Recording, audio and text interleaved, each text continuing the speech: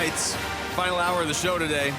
This has been the good news we get to talk about. ASU's performance really all season, but especially on Friday night. We're pleased to be joined by ESPN's Matt Barrie right now on the Arizona Sports Line. Matt, thanks for the time. How's it going? Gentlemen, happy Monday. A victory Monday for the Sun Devils always makes the week go by a little bit better, a little bit quicker. And then when they play on a Friday night, I don't have to worry about it in studio on Saturday when I'm working all day. So it worked out perfectly for you. Yeah, it was a good night. Let's try to put that win in context. I don't want to get too caught up in the recency bias stuff here, Matt, but I really feel like that was one of their biggest wins in a very long time when you consider the context of what Kenny Dillingham's building. Like, I'm talking like 10, maybe even longer years. Where are you on that? Yeah, I mean, it was a big win. If we're being fair, let's break it down from a realistic standpoint. Cam Rising was not really Cam Rising. He's actually hindered Utah in being effective. They were able to run the ball as well. I mean, they run the ball as good as anybody in the country. But I think for me, the biggest thing that I saw from Arizona State on Friday night is they're learning how to win. You don't just go out there and win football games. That team under Herm, I mean, we saw it under Herm when they were up 20 to something at Utah in a year they should have won the Pac-12 title. They cratered and collapsed. And that's not what this team's doing. They're fighting. They were not called the game against Texas State. They were down big in that game, and they kept fighting. And I think that's what you're starting to see. You're seeing Kenny instill belief in this program, players who are buying in, and then at the end of the day, they're just learning how to finish and win football games. And to me, that's the most important. If there's belief, even when you're down and things don't look great, and your best player, Cam Skattebo, is the one you're modeling the program around, you're going to have success. So tell me about Sam Leavitt and what you see in this young quarterback. I love him. I absolutely love Sam Leavitt. I mean, the way that he is so athletic. I'm a big fan of a quarterback who can throw the ball downfield and make the big throw, but also has the ability to be a threat with his feet. And I think with Sam, the coaches may agree or disagree with this. I get the feeling that he's not looking to run first and then throw.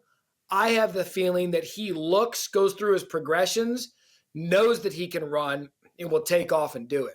And anytime you have a quarterback like that, I think he's a franchise quarterback. I really do. He is going to be someone, as we know, coaches, you have to hitch your tenure to a quarterback. And Kenny is a good one. I think he is going to be so good, all-conference type quarterback as he continues to develop. Now, he's missed some deep balls this year. We've known that. I talked to Kenny about that when we were prepping for the Texas State game. But sky's the limit for this kid. I really believe that. We're talking to Matt Barrie. Matt, it's funny, like you said, you called the Texas State game. That's where, at least for me, I first really kind of noticed what Leavitt could do through the air. That game was about a month ago. I mean, how much have you seen this team evolve even since that game? Yeah, I think the one area where ASU needs to still improve, I think some of these penalties are going to get them. I mean, we saw the penalties against Texas Tech and some of the mistakes on the road against Texas Tech. They tried to come back, were never able to get back in it.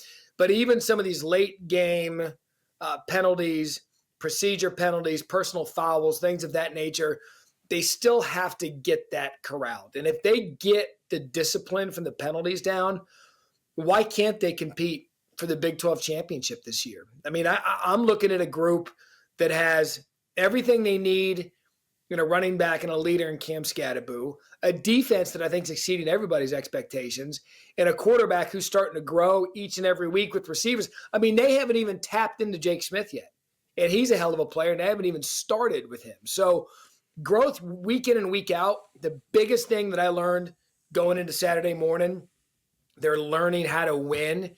You can go recruit that and sell that to any player in the country. So, Matty, when you look at the rest of their schedule right now, where do you think is going to be the most difficult stretch? Yeah, look, and that's another good point because we talk about it all the time. We talk about teams who are getting into the meat of their conference schedule. What do we know about them? Have we learned a lot about them? And I think that's where you're going to learn a lot about Arizona State down the stretch.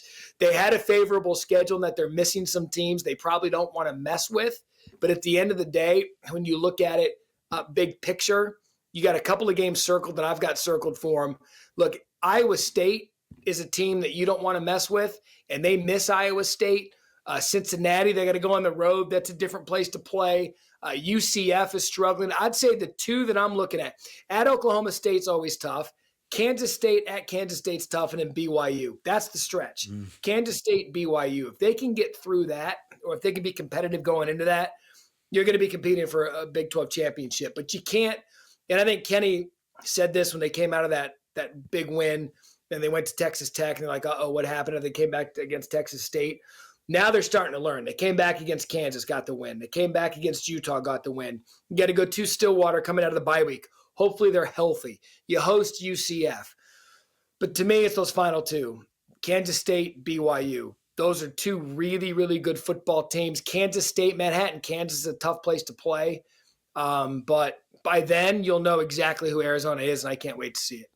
Talking to Matt Barrie. Matt, you've obviously been around this program for a while. You understand the highs and lows that ASU fans get. When you see Kenny Dillingham after that game on Friday and he's being mobbed by the crowd and you guys couldn't even finish the interview with him, what are you thinking as far as just where this is all headed? Yeah, this is what you wanted. I mean, this is exactly what you wanted when you hired Kenny Dillingham. I remember talking to people within Arizona State, and they were worried about Kenny being so young and not having any head coaching experience. Well, so what? We just had a guy in there that was an NFL coach at two different places, and we saw what happened. We had the head coach of the Raiders running our place. What's going on there? Mm-hmm. And we've had coaches, we've had retreads. Dennis Erickson, we trotted him out. How did that go? And so it was an opportunity. Look, Arizona State, it's the Tempe, Phoenix market. It's a fickle market. It's a pro sports market. There's other stuff going on. The weather's beautiful. People aren't going to show up if you don't have a winner. Well, how do you attract a winner? How do you get people to believe? You bring in one of your own. You bring in someone who went to Scottsdale Chaparral, who knows what it means to be a Sun Devil, who knows what Sun Devils are looking for, and knows how to attract players to a place that players should want to come play, and get them to recruit them the right way. And ultimately, if you get that and the passion which we have in Kenny, and he surrounds himself with good coaches, which he's done, you can do anything here. And the Big 12 is a winnable league. Matty, do you see anybody run the ball harder than Cam Skattebo? No. In fact, I don't know. He needs to start getting some big picture conversation. And Heisman Trophy, I think people are going to go, hey, just watch the kid play. I mean, every single – he needs to at least be, look, why not? What's I'm with you. First of all, he's one of the best football players I've seen. Heisman, wow. Heisman is awarded to the most outstanding player in college football. What it's become is a default, give it to the quarterback on the top-ranked team in the country award. That's all it's become. Hell, if I were choosing right now, that Tyler Warren kid for Penn State, I'd put him on there too. Mm-hmm. Give me their all-around football play. Cam Skattebo won a game at quarterback last year for Arizona State. It's true. That did happen. It sounds crazy, but it did. Yeah. Matt, we appreciate the time as always, man. This is a fun ride. Buddy. Hope you're enjoying it out there, too. You bet, guys. Enjoy. It's 45 today in Connecticut, so I miss the desert every time we get below the 60s. So hope you guys are out there playing some golf for me. Thanks, Matty. We'll do that. Thank you. That's Matt Barrie joining us right there on the Arizona Sports Line. Cam Skattebo is fifth in the nation in rushing yards, and he gets some hard yards. It's just fun to have like a team that has some personality and an identity and is winning games too. This kid seriously might be my favorite college football player I've seen in years. He has Wolf written all over him the way he plays, mentality. even out there on special teams sometimes. Yeah, not how I ran the ball. Not how I ran the ball. No, not like Cam. No. Thanks for watching Wolf and Luke. Tap to see more and click the button in the middle to subscribe to Arizona Sports.